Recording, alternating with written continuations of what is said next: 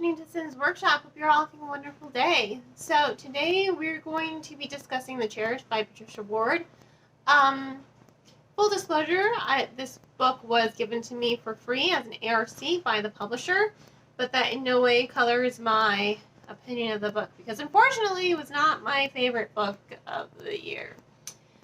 And that's not to say I hated it. I didn't hate it. I don't think it was a bad book, but I didn't love it. You know, when I was done reading it, I felt very indifferent to it. I just struggled a lot with connecting to the character, with Jo, because she lacks personality, she lacks warmth, you know, she lacks passion.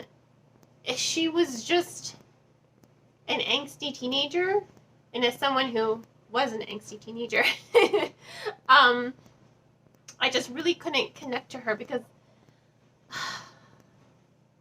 she liked to bitch and moan a lot about her mom's, you know, rich white family, and like, I get that. That's fine. But I don't know how to phrase it.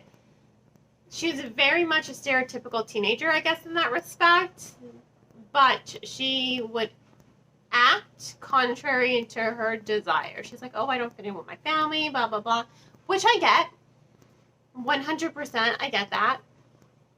But she likes to do things, like, on purpose that will set her apart from her family. And one of the key things is, you know, her mom is remarried. Her dad has been dead for a few years. Her dad, who suffered from schizophrenia and at one point did kidnap her, trying to protect her.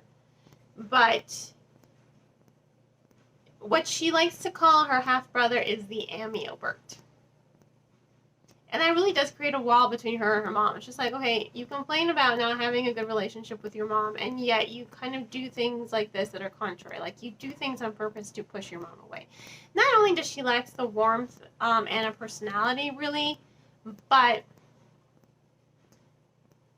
her whole relationship with her mom, I will say at least there's growth to it. It's just very bleh. I have no emotion to it, to be perfectly honest. I have no opinion on it. And that's how I felt for most of the book. Just like, oh, I was just kind of reading it to, you know, go through the motions. I was reading it because, well, you know, it was a gift. It was free. I didn't have to pay for it. You know, the publisher was kind enough to mail me a copy of this book. So, yeah, I will read it and review it. I just didn't feel anything for it. And that's really because I couldn't connect to the character, because I couldn't really feel anything from her. She was just a character. She was just a name on a page to me. And don't get me wrong, I liked the story, you know? Her grandmother on her father's side wills her the farm and says, you have a responsibility to it. She's like a 16-year-old girl. Responsibility to what? And it has tenants. And she's like, you have responsibility to what? And to these tenants? Like, no. You're 16.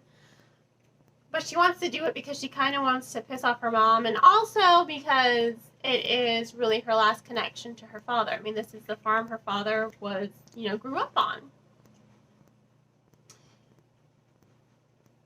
So her and her mom, they go to the farm, and really what they have to do is keep the fairies locked up. So her ancestor brought fairies, you know, kidnapped fairies from England, Scotland, you know, that area, and brought them here. And so in revenge, the fairies are like, okay, you kidnapped us, so we're going to start kidnapping your children. So they have to keep them locked up, you know, in this kind of fae land area that the fairies have created on this farm. So that's what Jo's responsibility is, to make sure the lock is in place and the door is closed so that the fairies don't get loose, except she has no idea about any of that. So when she does let the fairies loose, she's like, I don't know what's going on. I have nothing. Then they start attacking her mom and her unborn baby brother, and she's like, okay, I screwed up. Now I have to fix this. That's pretty much the gist of the story, you know, that's the summary. I just wanted more. You know, I couldn't connect to it. I couldn't connect to Jo. She lacked personality. She lacked warmth. I do think there is growth in her relationship with her mom, which I did appreciate, and I do like as well that her stepfather does care about her. You know, he does care about her and he does care about her mom. He's not just, you know, a sperm donor. He does care about his new family. But Jo just never gives him a chance, which, again, angsty teenager who's close to her father, I get it.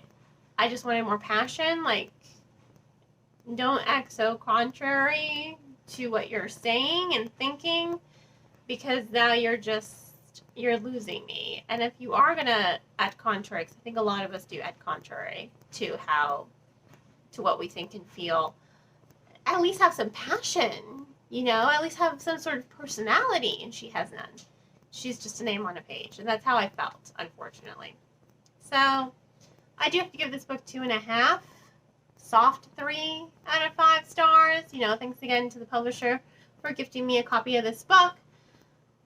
It just was not my favorite. I was very just apathetic, I guess. That would be the word. That's how I felt about this book, apathetic. I feel nothing for it. I have no really strong opinions of it. It was okay.